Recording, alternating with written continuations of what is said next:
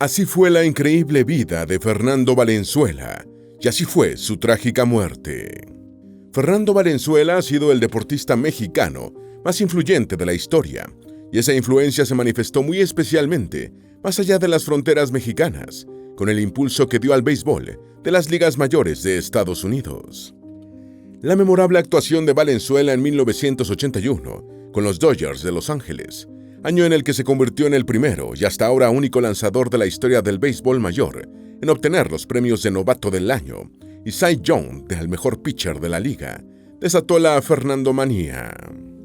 Este fue un fenómeno deportivo y cultural que cambió al béisbol estadounidense para siempre. Durante la Fernandomanía, los hispanos, especialmente los millones de personas de origen mexicano que viven en Norteamérica, empezaron a acudir masivamente a los estadios de béisbol, y esta tendencia ya no se detendría. ¿Qué era la Fernandomanía? ¿Cuál fue el origen de Fernando Valenzuela? ¿Por qué es considerado el mejor beisbolista mexicano de toda la historia? ¿En qué pueblo de México empezó Fernando Valenzuela? ¿Hasta qué año de escuela estudió? ¿Cómo se desarrolló su rutilante camino al estrellato en el béisbol mayor? ¿Cuánto dinero ganó con los Dodgers? ¿Cuáles fueron los problemas de salud que lo llevaron a la muerte? Conozcamos en este video la vida del máximo ídolo deportivo mexicano de todos los tiempos. Antes de meternos a fondo, no te olvides de suscribirte a nuestro canal y activar las notificaciones para mantenerte al día con nuestras actualizaciones.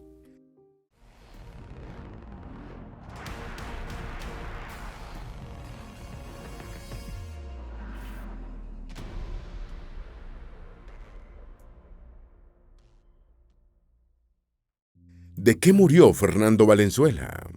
Luego de 3 semanas de internamiento en un hospital de Los Ángeles, el 22 de octubre de 2024, Fernando Valenzuela murió por un colapso multiorgánico derivado de complicaciones hepáticas, según informó la agencia de prensa EFE. Antes de las noticias de la hospitalización y muerte del ídolo mexicano, se había comentado que su cuadro de salud era delicado, e incluso los Dodgers de Los Ángeles habían comunicado que el ex lanzador abandonaría las transmisiones radiales de los partidos del equipo, en los que Valenzuela se desempeñaba como comentarista. Diversas personalidades e instituciones emitieron mensajes de pesar por la muerte de Valenzuela, incluyendo a la presidenta mexicana Claudia Sheinbaum, el exfutbolista Hugo Sánchez y el piloto de automovilismo Sergio Checo Pérez. Médico pronosticó que Fernando requería un trasplante de hígado. A comienzos de octubre de 2024, mientras Valenzuela estaba hospitalizado en Los Ángeles, el doctor Ernesto Duarte Tacles, un cirujano de Sonora, señaló que el beisbolista quizá necesitaba un trasplante de hígado, manifestando su creencia de que la enfermedad del toro, el apodo que le puso la afición de los Dodgers, era cirrosis hepática. Aunque nunca hubo un parte médico oficial sobre la salud del paciente, lo poco que se supo fue que padecía de afecciones hepáticas. En medio de las especulaciones sobre la salud del ídolo mexicano, su familia se limitó a agradecer las expresiones de apoyo del público. No hay un parte médico. Lo que yo comenté es en base a la experiencia de pacientes que he tenido antes que tienen cirrosis, y el aspecto de Fernando es muy similar, dijo el doctor Duarte Tacles. Y añadió, y si es una enfermedad hepática, lo más probable es que sea cirrosis. Es una enfermedad crónica que va poco a poco deteriorando. El único tratamiento que hay en caso de ser cirrosis es el trasplante de hígado. Le dedicaron emotivo homenaje en el primer juego de la Serie Mundial del 2024. El 25 de octubre de 2024, en ocasión del primer juego de la Serie Mundial del Béisbol Mayor, los Dodgers de Los Ángeles rindieron un sencillo homenaje a Fernando Valenzuela, fallecido 3 días antes. En ceremonia previa al comienzo del juego inaugural del Clásico de octubre de 2024, entre el equipo con el que brilló Fernando en los años 1980 y los Yankees de Nueva York, el dorsal 34 que utilizó el pitcher mexicano fue colocado en el montículo del Dodger Stadium, mientras que las pantallas mostraban la leyenda Fernandomanía Forever. Instantes antes del inicio del partido se guardó un minuto de silencio en honor del lanzador, en presencia de sus familiares. 2 jugadores históricos de los Dodgers, el receptor Steve Jigger y el pitcher Orel Hershiger, lanzaron la primera bola vistiendo camisetas con el dorsal 34 de Valenzuela. Igualmente, los jugadores del equipo de Los Ángeles usaron parches conmemorativos en sus uniformes. ¿Por qué es considerado el mejor beisbolista mexicano de toda la historia? México ha dado grandes jugadores que han pasado por las ligas mayores del béisbol.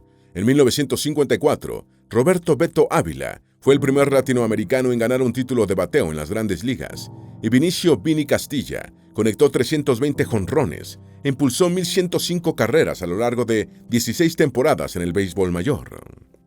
Pero ningún beisbolista mexicano ha calado tanto en el sentimiento nacional por su calidad, carisma y manera de ser como el Toro Valenzuela, que en la década de los años 1980 se convirtió en un ícono mexicano en todo el mundo del béisbol y en un emblema nacional.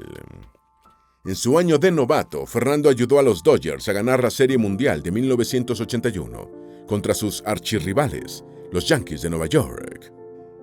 Curiosamente, Yankees y Dodgers han vuelto a jugar el clásico de final de temporada en 2024, 43 años después de hacerlo por última vez, en 1981, en plena Fernandomanía.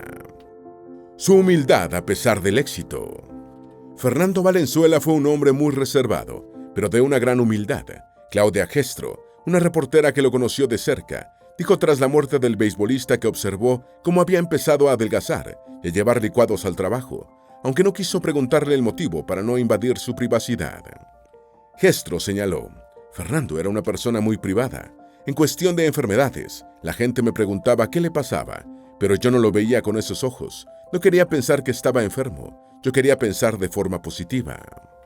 Fernando trabajaba en las transmisiones de los Dodgers y cuando su enfermedad se agravó, dejó la cabina de transmisión para enfocarse en su salud. Los que lo conocían de cerca también lo describen como un niño que siempre quería jugar. El periodista Humberto Barrera, que compartió muchos momentos con Valenzuela, dijo: era una persona muy humilde, me confiaba muchas cosas. Yo siempre le decía Don Fer, porque era una leyenda, añadió Barrera, quien lo sitúa entre los 3 máximos deportistas mexicanos de la historia, junto al futbolista Hugo Sánchez y el boxeador Julio César Chávez. ¿Qué era la Fernandomanía? La Fernandomanía fue un fenómeno deportivo y cultural que se desencadenó en los años 1980 en torno a Fernando Valenzuela, que inspiró a muchos aficionados hispanos al béisbol, especialmente mexicanos, y los impulsó a acudir masivamente a los estadios estadounidenses a ver los partidos de las ligas mayores. Antes de hacerse famoso como comediante y presentador, George López fue un aficionado al béisbol y recuerda las noches en las que lanzaba el toro como mágicas. López dijo: el hecho de ser mexicano y tan bueno y tener tanta humildad en una racha así fue inspiracional. No fue una inyección en el brazo, sino directo al corazón, porque nos dio a alguien que amaríamos por siempre. Especialmente en Los Ángeles, este chico nos sigue inspirando, sigue moviéndonos, cambió nuestras vidas. López se hizo aficionado de los Dodgers por sus abuelos a finales de la década de 1960, y su primer episodio de Fernandomanía se produjo el 27 de abril de 1981, cuando Fernando no permitió carreras a los Gigantes de San Francisco y contribuyó a su propia victoria, conectando 3 hits en el partido. La Fernandomanía trajo a los hispanos a los estadios de béisbol. La fiebre en torno a Valenzuela no solo transformó el béisbol mayor, sino que logró un vínculo más estrecho entre los hispanos de Estados Unidos y el deporte estadounidense. Con su estilo único de lanzar y su calidad, el pitcher zurdo mexicano fortaleció el interés por el béisbol mayor entre los aficionados hispanos, que aumentaron significativamente su asistencia a los partidos, con lo que Valenzuela se convirtió en un símbolo de las ligas mayores. La Fernandomanía tuvo un impacto duradero en la economía del béisbol. Antes de Valenzuela, el porcentaje de hispanos que asistían a los partidos de béisbol de las ligas mayores era de entre 8 y 10%, cifra que aumentó progresivamente tras el impulso extraordinario con Fernando, hasta situarse actualmente en torno a 45%. La Fernandomanía también tuvo un efecto positivo en la comunidad de beisbolistas hispanos, jugadores dominicanos, puertorriqueños, venezolanos y de toda la hispanidad empezaron a recibir más atención por parte de los medios estadounidenses. ¿En qué pueblo de México empezó Fernando Valenzuela? La ranchería de Echoguaquila, en el municipio de Navajoa, al sur del estado de Sonora, en el área del Valle del Río Mayo, no es un campo de los sueños, pero vio nacer el 1 de noviembre de 1960 a su hijo más ilustre, Fernando Valenzuela Anguamea. El pueblo natal de Fernando tiene ahora unos 740 habitantes y sigue viviendo de la agricultura, igual que hace más de 6 décadas, cuando vino al mundo el menor de la familia de 12 hermanos, formada por Abelino Valenzuela y Hermenegilda Anguamea. Como todos los pueblos de la época, los chicos jugaban varias horas al día en las calles y baldíos, y en Echohuaquila, el deporte preferido era el béisbol. Fernando comenzó como jardinero derecho, pero en una ocasión le estaban dando una paliza tan grande a su equipo que pidió que le dejaran lanzar. Lo hizo muy bien, y desde entonces solo fue lanzador. Cuando tenía 17 años, jugaba para un equipo juvenil de Ciudad Obregón, con el que ganó un premio de jugador más valioso en un torneo. Así era su humilde casa donde creció. Abelino Valenzuela y Hermenegilda Aguamea, padres de Fernando y de otros 11 hijos, eran campesinos, como casi todo el mundo en Echohuaquila. La casa en la que creció el después famoso beisbolista era muy humilde. Delfina Valenzuela, vecina de Echohuaquila, casada con el primer entrenador de Fernando, dijo: ellos vivían en una casa chiquita de adobe, muy humilde. Después él vino a hacerle la casa más grande del pueblo a su madre. Tras poner a Echohuaquila en el mapa y empezar a ganar dinero en el béisbol mayor, Valenzuela mandó a construir una amplia casa para su familia, de lejos la mejor de la ranchería. En una ocasión Valenzuela dijo: ellos me enseñaron el respeto a lo que uno quiere. Lo primero que quería hacer cuando comencé a jugar era construirles una casa. Mis 2 sueños eran construir una casa a mi mamá y llegar a las grandes ligas, en ese orden. Solo pudo estudiar hasta el 5º año de primaria. Según una biografía en inglés de Valenzuela, escrita en 1985 por Howard Shorter y Caroline Glonkner, cuando el beisbolista estaba en la cúspide de la fama, Fernando solo completó el 5º año de estudios primarios y después lamentó sus frecuentes ausencias a la escuela por la fiebre del béisbol. Sobre esto dijo: la educación lo es todo. Me gusta ir a las escuelas y tratar de convencer a los niños de que deben aprovechar las oportunidades que tienen. Es algo en lo que siempre insisto. Esta falta de base educativa le dificultó su adaptación en Estados Unidos y tuvo que dedicarle más tiempo a aprender inglés para mejorar su comunicación con el cuerpo técnico de su club, sus compañeros de equipo y los medios informativos. En paralelo, comprendió que jugar en el máximo circuito del béisbol exigía un mayor trabajo físico y se preocupó por bajar de peso. La gran casa que Fernando construyó para su familia. El zurdo aprendió a lanzar aquí. Es difícil de creer, ¿no?, dijo entre incrédulo y orgulloso Filiberto Velázquez, vecino de Echohuaquila. El zurdo es Fernando Valenzuela, el lugareño más famoso, uno de cuyos máximos sueños era construir una casa amplia y confortable para su familia, en sustitución de la pequeña y muy modesta en la que él creció. La nueva casa que Valenzuela mandó a construir para su familia en los años 1980 es de estilo español, techo de terracota, azulejos de cerámica y paredes de estuco, y continúa en pie, rodeada de arbustos de mezquite y un paisaje llano. En la casa siguen viviendo familiares de Fernando. La casa de la familia Valenzuela rompe la uniformidad de viviendas modestas de Echohuaquila y se ha convertido en el principal atractivo del pequeño pueblo por su vínculo con el toro, venerado no solo como el máximo beisbolista en la historia de México, sino como el hijo pródigo que supo conquistar la gloria. La gente del pueblo está orgullosa de que ahí nació Fernando. No hay ni uno solo de los 700 y tantos habitantes de la ranchería sonorense de Echohuaquila que no se sienta orgulloso de ser coterráneo de Fernando Valenzuela. Estamos muy orgullosos de que venga de nuestro pueblo, dice uno de los vecinos. En este humilde poblado semidesértico del norte de México, Valenzuela comenzó a desarrollar su característico e inolvidable estilo de lanzar. La noticia de su muerte conmocionó al pueblo natal de Fernando y a todo México, incluyendo a la presidenta de la República, Claudia Sheinbaum, quien manifestó en el transcurso de su encuentro diario con los medios: creo que todos los mexicanos estamos tristes por el fallecimiento de Valenzuela. Nuestra solidaridad con su familia y con todo México. La conferencia de prensa presidencial terminó con un video alusivo a Fernando. Era un gigante, una leyenda. Estamos muy orgullosos de que haya venido de nuestro pueblo, dijo Filiberto Velázquez, coterráneo de Fernando. Legendario año de Rocky en 1981. El año de 1981 de Fernando Valenzuela ha sido uno de los más sensacionales para cualquier lanzador en más de 120 años de existencia de las ligas mayores del béisbol moderno en Estados Unidos. El 9 de abril de 1981, día inaugural de la temporada de Grandes Ligas, los Dodgers de Los Ángeles tenían previsto que su lanzador contra los Astros de Houston fuera Jerry Rios. Sin embargo, Rios se lesionó antes del partido y el segundo lanzador en jerarquía, Bob Hutton, no estaba preparado. En un rapto de inspiración, el manager angelino, Tommy Lasorda, decidió darle la bola a un desconocido novato mexicano llamado Fernando Valenzuela. A mitad de juego, cuando Valenzuela había pintado 5 ceros a los Astros, lo único que se escuchaba en el Dodger Stadium era "Who is? Who is? ¿Quién es? ¿Quién es?". Terminó completando la blanqueada para obtener su inesperada primera victoria en el béisbol mayor. Fue solo el comienzo, ya que hilvanó una seguidilla de 8 victorias con 5 blanqueos y una efectividad de 0,5, y se desató la Fernandomanía.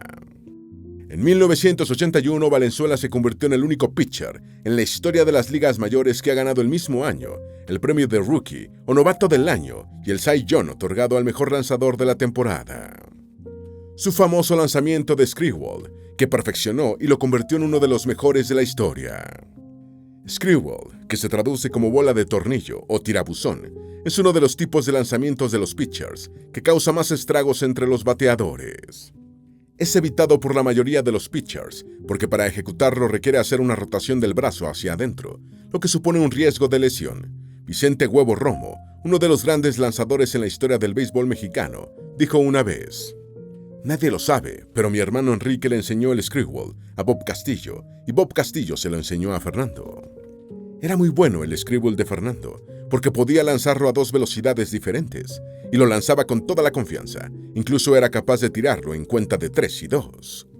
El screwball de Fernando era tan bueno que ha sido comparado con los que lanzaban los mejores ejecutores del pitcheo en la historia, como los miembros del Salón de la Fama, Carl Hubbell y Christy Mathewson, al igual que Mike Cuellar, Mike Marshall y Willie Hernández. Las victorias del Toro. Valenzuela lanzó con 6 equipos en una trayectoria de 16 años en Grandes Ligas, aunque sus 11 temporadas con los Dodgers de Los Ángeles, la primera etapa de su carrera, fueron suficientes para convertirlo en una celebridad del béisbol. Fernando combinó dominio abrumador como pitcher en sus años estelares, buena defensa en el campo de juego y excelente bateo, en un deporte en el que los lanzadores bateaban para los más bajos promedios hasta que fueron sustituidos en la ofensiva por el bateador designado. Fue el lanzador con las mejores estadísticas entre 1981 y 86, siendo seleccionado al Juego de Estrellas todos esos años. Además, ganó el Guante de Oro en 1986 y el Bate de Plata en 1981 y 83. Registró su mejor temporada en 1986, cuando ganó 21 partidos, perdió 11 y tuvo una efectividad de 3.14, quedando segundo en el premio Cy Young, por detrás de Mike Scott. En el Juego de Estrellas de 1986, ponchó consecutivamente a 5 bateadores, empatando un récord para lanzadores zurdos que había impuesto 52 años antes Carl Hubbell, otro legendario ejecutor del screwball. 1981, la temporada que Fernando guió a los Dodgers. Cuando Tommy Lasorda le dijo que abriría el partido del Opening Day de la temporada de 1981, Valenzuela creyó que su manager le estaba haciendo una broma, ya que ese es un honor reservado para el lanzador que encabeza el staff de picheo. Sin embargo, blanqueó a los Astros de Houston y ganó sus primeras 8 aperturas, con 7 juegos completos y 5 blanqueos. En toda la temporada ganó 13 partidos, perdió 7, registró una excelente efectividad de 2.48 y fue líder con 11 juegos completos y 8 blanqueos, obteniendo los premios Cy Young y Novato del Año en la Liga Nacional. Además, cautivó al mundo del béisbol con su manera de lanzar, con su movimiento inusual al hacer los lanzamientos, que incluía una mirada hacia arriba, como asegurándose de la ayuda del cielo, antes de soltar la bola. ¿En qué equipos jugó? Valenzuela inició su carrera en el béisbol profesional en 1977, a los 17 años, con los Mayos de Navajoa en la Liga Mexicana del Pacífico. En las ligas mayores, después de ser ficha de los Dodgers de Los Ángeles, entre 1980 y 1990, se desempeñó con Los Ángeles de California en 1991. Sus condiciones ya habían mermado y no lanzó en el béisbol mayor en 1992, afectado por las lesiones y un problema cardíaco. Continuó en la Liga Americana en 1993 con los Orioles de Baltimore y en 1994 los Phillies de Filadelfia le dieron la oportunidad de volver a la Liga Nacional. Cuando los Phillies anunciaron que Fernando abriría el partido contra los Dodgers el 4 de julio en Los Ángeles, el equipo angelino vendió casi 20,000 boletos en una semana y registró un lleno total. Valenzuela tuvo una apertura de calidad, permitiendo 2 carreras en 6 entradas, pero perdió el partido. Después de su experiencia en Filadelfia, lanzó con los Padres de San Diego entre 1995 y 97. y finalizó su carrera en las ligas mayores con los Cardenales de San Luis durante la segunda parte de la campaña de 1997. El día que lanzó sin hit ni carreras. Uno de los máximos honores para un pitcher es lanzar un blanqueo sin permitir hits ni carreras, solo superado por el juego perfecto, en el que el lanzador retira a los 27 bateadores que enfrenta. El 29 de junio de 1990, su última temporada con los Dodgers, Valenzuela lanzó el único partido sin hits ni carreras de su trayectoria en el béisbol mayor, con una victoria 6-0 frente a los Cardenales de San Luis. Realizó 119 lanzamientos, ponchó a 7 bateadores y otorgó 3 bases por bolas. Más temprano, su excompañero Dave Stewart también había lanzado un partido sin hits ni carreras, en la única ocasión en la historia del béisbol mayor en que esta hazaña se ha producido 2 veces en una misma fecha. Se afirma que cuando Fernando se preparaba para iniciar el juego, le comentaron la hazaña de Stewart y dijo: «Bueno, ya vieron un juego sin hit ni carreras por televisión, ahora verán uno en vivo». Ganó $5.5 millones con los Dodgers. En 1987, Valenzuela firmó un contrato de 3 años y $5.5 millones con los Dodgers, el más lucrativo de la liga en ese momento. Durante toda su carrera, sus ingresos netos fueron aproximadamente de $17.3 millones. Recientemente, Celebrity Network, un portal que proporciona estimaciones sobre el patrimonio de las personas famosas, estimó que la fortuna de Valenzuela era del orden de los $6 millones. Uno de los activos más importantes del beisbolista es su mansión de Los Feliz, California, un inmueble de 1915 que Valenzuela compró en 1997 por $1.2 millones. Situada en un predio de 1.700 metros cuadrados, la casa de 617 metros cuadrados de construcción y 2 plantas, cuenta con 6 habitaciones y 6 baños, más otros acogedores espacios.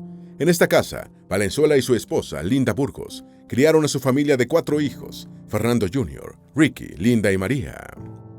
Jugó en la Liga Mexicana. En su trayectoria en el béisbol mexicano, después de debutar con los Mayos de Navajoa, Valenzuela jugó también con los Naranjeros de Hermosillo, las Águilas de Mexicali, los Cafeteros de Tepic, los Tuzos de Silao, los Ángeles de Puebla, los Leones de Yucatán y los Charros de Jalisco. En su primera temporada con los Leones de Yucatán, en 1979, Valenzuela ganó el título de Novato del Año, con una excelente efectividad de 2.49 y 141 ponches, y su récord negativo de 10 victorias y 12 derrotas se debió al poco apoyo que recibió de la ofensiva de su equipo. Su último partido en el béisbol profesional, ya con 44 años de edad, fue el 20 de diciembre de 2006 en Mexicali, Baja California, cuando abrió para las Águilas. ¿Qué hizo a Fernando Valenzuela dejar el béisbol? Valenzuela finalizó su actuación en el béisbol mayor como jugador activo en 1997, ya casi con 37 años de edad y sus condiciones disminuidas. Continuó jugando en el béisbol mexicano mientras desarrollaba carrera como comentarista en las ligas mayores. En 2003 se unió a Pepe Iñiguez y Jaime Jarrín como comentarista de radio en las transmisiones en español de los partidos de los Dodgers. Después trabajó como comentarista en español de Sportsnet en Los Ángeles. Igualmente, fue parte del cuerpo técnico de la selección mexicana en los clásicos mundiales de béisbol de 2006, 2009, 2013 y 2017. Su última aventura en el béisbol mexicano fue empresarial, cuando en 2017 se convirtió en propietario de los Tigres de Quintana Roo, de la Liga Mexicana de Verano. ¿Qué enfermedad tenía? El 30 de septiembre de 2024, Fernando Valenzuela fue internado en un hospital de Los Ángeles, información que fue proporcionada en primera instancia por el periodista deportivo David Feitelson. Desde su hospitalización, los familiares de Valenzuela mantuvieron una absoluta discreción sobre las causas del internamiento hospitalario del exlanzador de los Dodgers de Los Ángeles. En ese momento, Feitelson escribió: «No se sabe demasiado. Él y la familia han querido mantener en sigilo la enfermedad». Desde hacía tiempo había preocupación por el estado de salud de Valenzuela entre sus conocidos y seguidores, particularmente por su visible deterioro físico, sin que se informara sobre los problemas de salud padecidos por el beisbolista. ¿Por qué internaron en el hospital a Fernando a finales de septiembre del 2024? Según dijo ESPN en días previos al de la muerte de Valenzuela, el exlanzador fue internado debido a un problema hepático que le estaba ocasionando complicaciones de salud. De acuerdo con el canal deportivo de televisión, el legendario beisbolista mexicano sufrió un colapso multiorgánico que le causó la muerte. Desde el hospital, Los familiares del popular personaje deportivo solicitaron respeto a su privacidad con relación a los detalles de la afección. ¿Cuáles son las posibles causas de una falla hepática? El hígado participa en varias funciones vitales del organismo, como la transformación de los alimentos en nutrientes, la descomposición de sustancias tóxicas y de medicamentos, la producción de bilis y enzimas para facilitar la digestión, y el almacenamiento y la eliminación de desechos. Las enfermedades hepáticas no permiten que el hígado trabaje adecuadamente, lo que suele reflejarse en distintos problemas orgánicos. Algunos de los signos de los males hepáticos son vómitos, náuseas, cansancio continuo y comezón en la piel. Las afecciones del hígado pueden tener varias causas, como infecciones, problemas autoinmunitarios, diabetes tipo 2, obesidad e ingesta excesiva de alcohol. Un médico pensaba que tenía cirrosis hepática. El médico sonorense Ernesto Duarte Tagles llamó la atención a comienzos de octubre de 2024, cuando manifestó su parecer de que el problema de salud de Valenzuela era cirrosis hepática. Duarte Tagles expresó en esa oportunidad a través de las redes sociales: me daba la impresión de que tenía cirrosis hepática, ya que su aspecto, su jadeo al respirar y la forma en que se abultaba la ropa en el abdomen parecía que tenía ascitis o líquido en el abdomen. El médico también advirtió de que las posibilidades curativas con tratamientos medicamentosos eran remotas, siendo la única acción efectiva un trasplante de hígado. La vez en que se juntaron las leyendas mexicanas. El fallecimiento de Valenzuela hizo rememorar la reunión del 16 de noviembre de 2017 entre las tres máximas leyendas del deporte mexicano: el beisbolista, el futbolista Hugo Sánchez y el boxeador Julio César Chávez. Ese día los tres ídolos se juntaron en Ciudad de México para recordar logros y compartir anécdotas. Los tres posaron cada uno con su instrumento de trabajo: Chávez con un guante de boxeo, Sánchez con un balón de fútbol y Valenzuela con una pelota de béisbol. ¿Qué es el colapso multiorgánico? El colapso multiorgánico o síndrome de disfunción multiorgánica, que causó la muerte de Fernando Valenzuela, es una alteración en dos o más órganos de una persona. Fue descrito por primera vez en 1960 y consiste en un síndrome iatrogénico, es decir, desencadenado como un efecto secundario inevitable en un organismo enfermo. No es en sí mismo una enfermedad de los órganos que alteran su funcionamiento, ya que se trata de una serie de manifestaciones secundarias como respuesta a una afección principal, que en el caso de Valenzuela se supone que fue su problema en el hígado. Esperamos que este video te haya sido útil. Si tienes algo que agregar, por favor, compártelo con nosotros en la sección de comentarios. Dale me gusta a este video y envíale el enlace a tus familiares y a tus mejores amigos para que también sepan más sobre cómo fue la increíble vida de Fernando Valenzuela y su trágica muerte. Si eres nuevo en nuestro canal, no olvides suscribirte. No se te olvide seguirnos en todas nuestras redes sociales, que van a estar aquí abajo en la descripción. Recuerda, un pueblo que no conoce su historia está condenado a repetirla.